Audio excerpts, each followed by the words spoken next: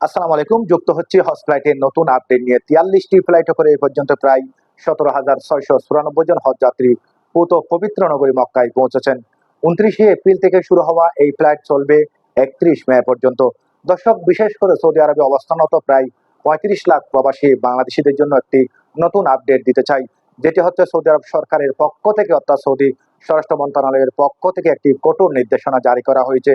কেউ যদি বিনা অনুমতিতে পূত পবিত্র নগরী মক্কায় প্রবেশের চেষ্টা করেন তাহলে তাকে ২০,০০০ রিয়াল জরিমানা করা হবে। কেউ যদি বিনা অনুমতিতে হজ করার চেষ্টা করেন তাহলে তাকে ২০,০০০ রিয়াল জরিমানা করা হবে। কেউ যদি সহায়তা করেন তাকে ১,০০,০০০ রিয়াল পর্যন্ত জরিমানা করা হতে পারে। এমনকি ১০ বছরের জন্য সৌদি আরব থেকে বহিষ্কার করা হতে পারে।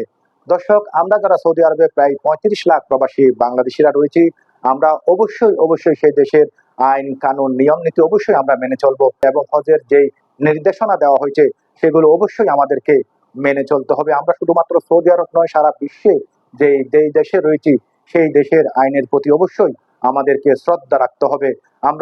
কেননা আমরা সৌদি আরবের যেই নির্দেশনা দেওয়া হয়েছে এগুলো যদি কেউ একজন অমান্য করি তাহলে আমাদের সারা দেশের মানুষকে, সারা দেশের হাজিদেরকে কিন্তু কষ্ট পেতে হবে। দর্শক, ভালো থাকবেন, সুস্থ থাকবেন। কোনো না কোনো বিষয় নিয়ে আবার আপনাদের সাথে যুক্ত হব। ধন্যবাদ সবাইকে।